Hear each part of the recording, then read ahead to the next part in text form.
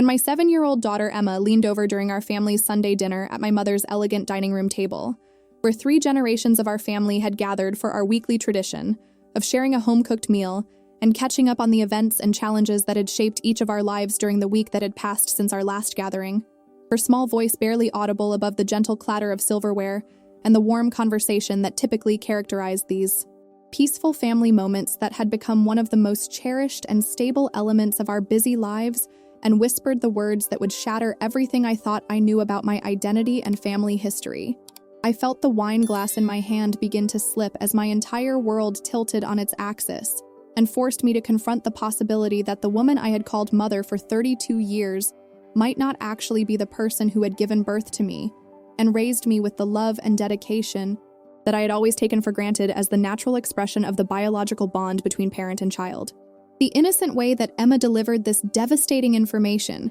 as if she were sharing a simple observation about the weather, or commenting on the delicious roast beef that my mother had prepared with her usual attention to detail, and family recipes that had been passed down through generations of women who had taken pride in creating memorable meals that would bring their families together around tables where important conversations and relationship building could occur in comfortable and nurturing environments, made the revelation even more shocking and disorienting, as I struggled to understand how my young daughter could possibly know something so fundamental about my own life and origins that I had never questioned or investigated, despite the obvious importance such information would have for my understanding of my identity, medical history, and place within the family structure that had always seemed secure and clearly defined. The casual way she had dropped this bombshell while reaching for another dinner roll, her attention already shifting back to the animated conversation between her grandmother and her uncle about upcoming family vacation plans, suggested that whatever knowledge she possessed about my parentage was something she had absorbed naturally through overheard conversations or family dynamics that adults had assumed were too subtle or complex for a child to notice and understand, never realizing that children often pick up on secrets and hidden truths that adults think they are successfully concealing through careful word choices and strategic silences that actually create exactly the kind of gaps and inconsistencies that curious young minds are particularly skilled at detecting and interpreting in ways that can lead to startling insights and uncomfortable revelations. The Sunday dinner tradition that had brought our family together at my mother's house every week for the past 15 years had been established shortly after Emma was born, when my mother Margaret had insisted that maintaining regular family connections and ensuring that her granddaughter would grow up with strong relationships to her extended family were essential priorities that required consistent effort and commitment from all family members who understood the importance of creating stability and continuity for children who would benefit from having multiple generations of love and support available to guide them through the challenges and opportunities that would characterize their development from infancy through adulthood. The elegant dining room where we gathered each Sunday was a testament to my mother's refined taste and attention to detail, featuring a mahogany table that could accommodate 12 people, fine china that had been collected over decades of marriage and special occasions, and family photographs that documented important milestones and celebrations that had occurred throughout our family's history, and created a visual narrative of the relationships and experiences that had shaped our collective identity and sense of belonging to something larger and more enduring than our individual lives and concerns. The weekly menu that my mother prepared for these gatherings typically featured traditional comfort foods and family recipes that had been passed down through generations of women who had understood that creating delicious meals and sharing them in beautiful settings was one of the most effective ways to demonstrate love and care, while also preserving cultural traditions and family customs that might otherwise be lost. As younger generations became increasingly busy with careers and modern lifestyles that didn't always prioritize the kind of time-intensive cooking and entertaining that had characterized previous eras when family meals were central to daily life and relationship maintenance. The preparation that went into each Sunday dinner was extensive and required careful planning and coordination that began earlier in the week when my mother would shop for ingredients, plan the menu, and prepare various components that could be completed in advance to ensure that everything would be ready and perfectly presented when family members arrived for the appointed time that had become sacred and inviolable, despite the competing demands and scheduling challenges that often affected contemporary family life. The conversation that typically accompanied our Sunday dinners covered a wide range of topics, including work updates and career developments, school activities and academic achievements, health concerns and medical appointments, social events and community involvement, and the various challenges and successes that each family member was experiencing in their personal and professional lives that required support, advice,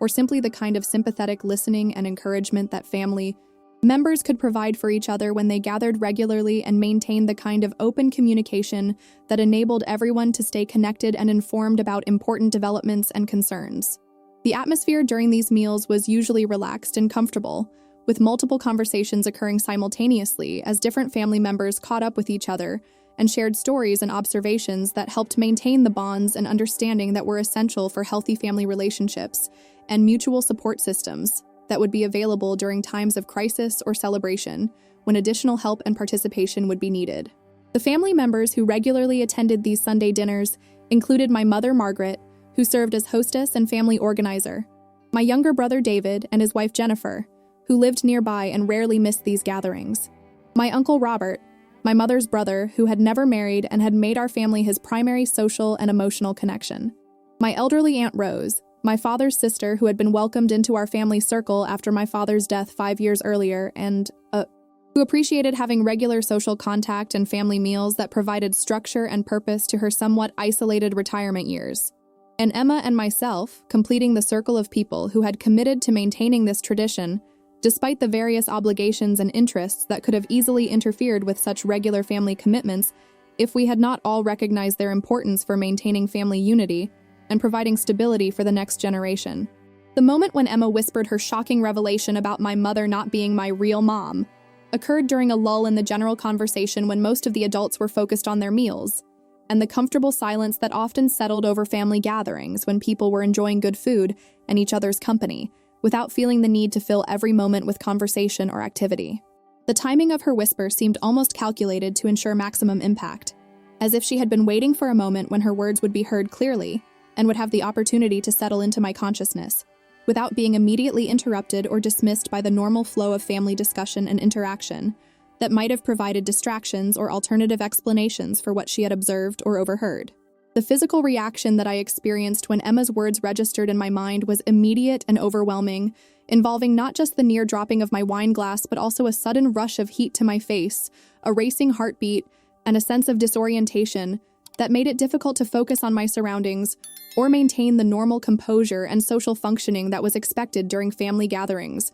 where everyone relied on predictable behavior and emotional stability to maintain the comfortable atmosphere that made these weekly dinners pleasant and restorative rather than stressful or complicated. The struggle to maintain my outward calm while internally processing the implications of what Emma had said required enormous self-control and acting ability as I attempted to continue participating in the dinner conversation and family interactions as if nothing unusual had happened, while simultaneously trying to evaluate the credibility of my daughter's claim and consider what steps I might need to take to investigate and understand the truth about my origins and identity. The investigation that I began immediately after returning home from that fateful Sunday dinner involved systematic examination of family documents, photographs, and records that I had access to in my mother's house, and my own personal collection of family memorabilia that had been accumulated over years of birthday celebrations, holiday gatherings, and important milestones that had been documented and preserved as part of our family's commitment to maintaining historical records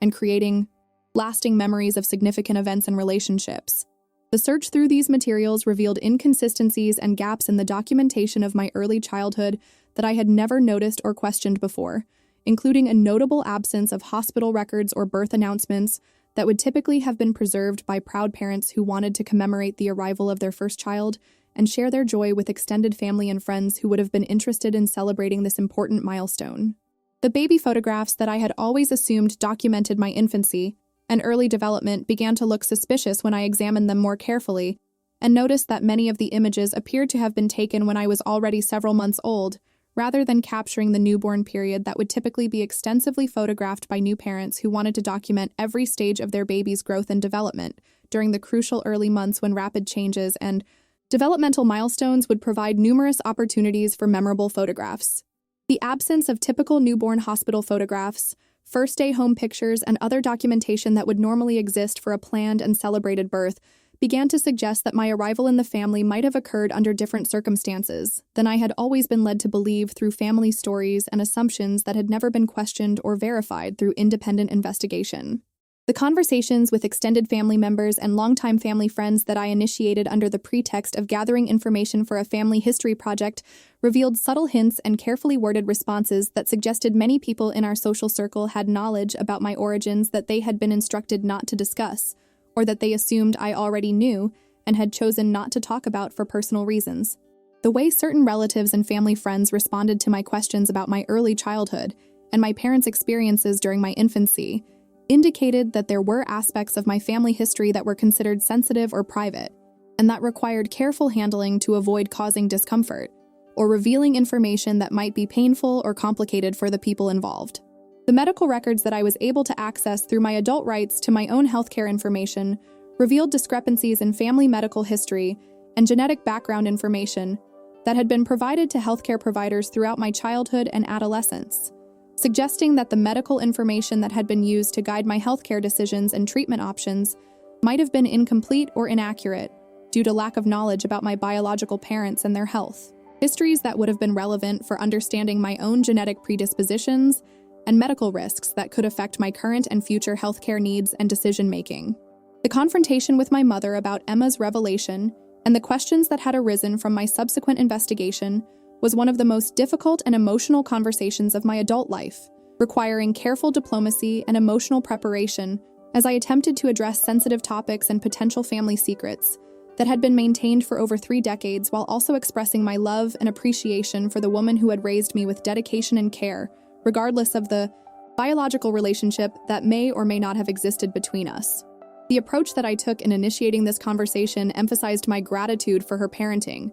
and my understanding that whatever circumstances had led to my joining the family had ultimately resulted in a loving and stable childhood that had provided me with the foundation and opportunities necessary for successful adult life and effective parenting of my own daughter. The revelation that emerged from my mother's tearful confession was that I had indeed been adopted as an infant, but not through formal adoption agencies or legal procedures that would have created official documentation and records that could be easily accessed and verified through normal channels. Instead, my adoption had been arranged privately through family connections and personal relationships that had enabled my biological mother, who was my mother's much younger sister, to place me with Margaret and her husband when circumstances in her own life had made it impossible for her to provide the stability and care that a newborn required for healthy development and future success. The circumstances surrounding my birth and subsequent adoption had been complicated by the fact that my biological mother was only 16 years old when I was born,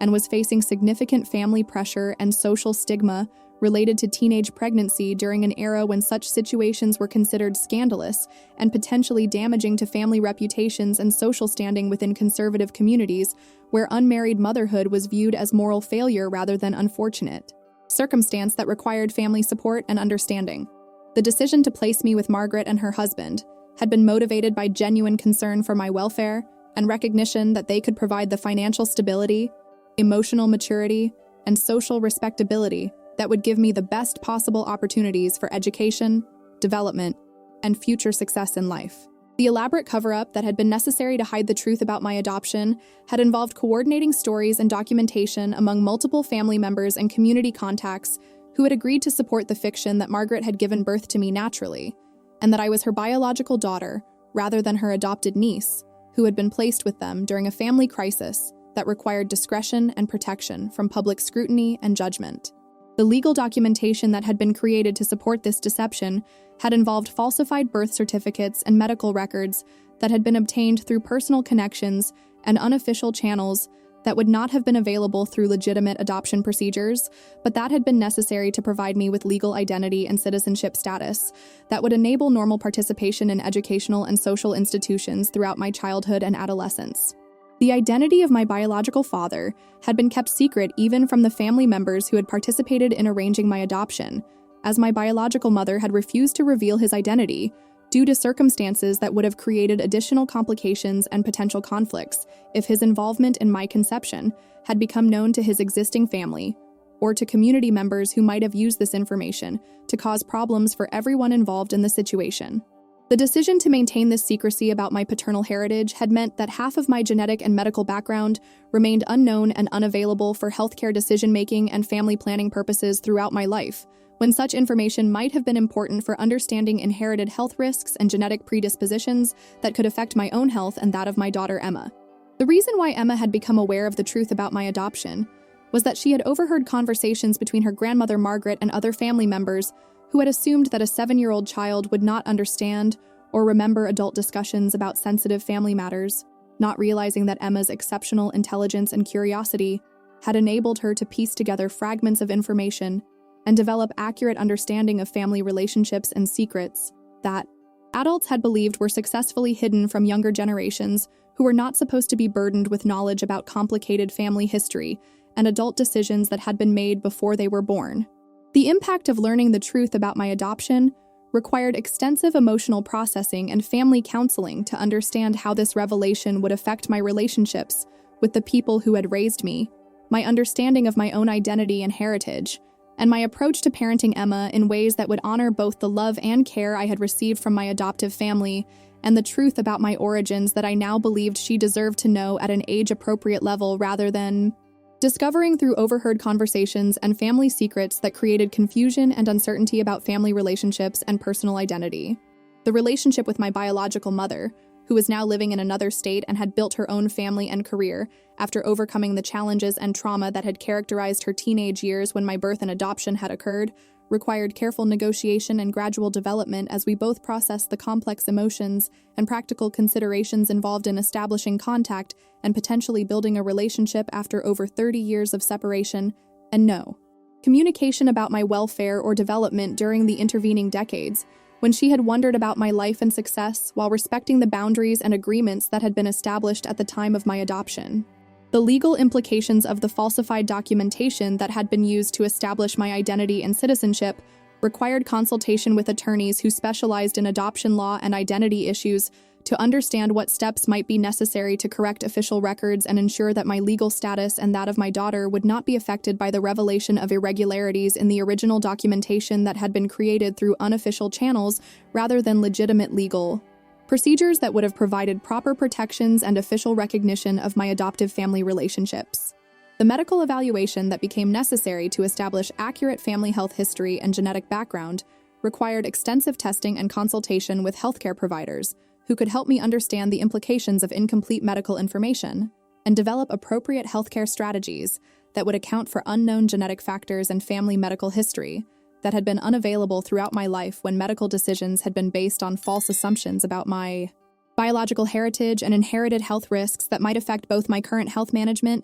and future family planning decisions. The impact on Emma of learning the truth about my adoption and her own family history required age-appropriate explanation and ongoing discussion about how families are formed through both biological relationships and loving choices that create bonds and commitments that are equally meaningful and important regardless of genetic connections or the circumstances that bring people together as family units committed to mutual care and support throughout their lives and during times of crisis or celebration when family solidarity and understanding become especially important for everyone's well-being and success. Today, 5 years after Emma whispered that my mother wasn't my real mom, and nearly caused me to drop my wine glass as my understanding of my own identity and family history crumbled and had to be rebuilt based on truth rather than the protective fiction that had been maintained for over 3 decades, I have developed a deeper appreciation for the complexity of family relationships and the various ways that love and commitment can create bonds that transcend biological connections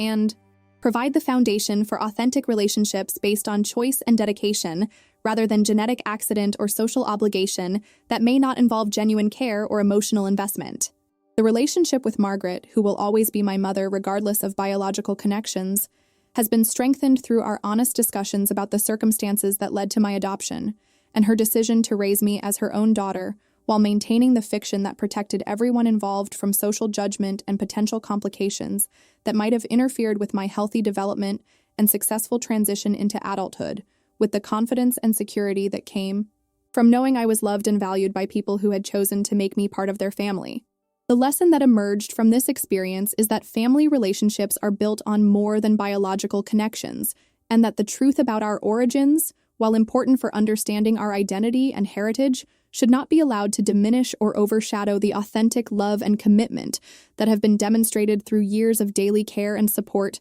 that create bonds stronger than genetics and more meaningful than the circumstances that originally brought us together as family. Members committed to each other's welfare and success. Looking back on that moment when Emma's innocent whisper shattered my assumptions about my own identity and family history, I realized that children often see and understand more about family dynamics and relationships than adults assume, and that maintaining family secrets, while sometimes motivated by genuine desire to protect people from painful or complicated truths, can create exactly the kind of confusion and uncertainty that open and age-appropriate honesty would help to prevent, while building stronger relationships based on trust and mutual understanding, rather than protective deception that ultimately serves no one's best interests. Was my adoptive family wrong to maintain such elaborate deception about my origins throughout my childhood and adult life? Or were their protective instincts and desire to shield me from potential social stigma and family complications justified given the attitudes and circumstances that existed when these decisions were made?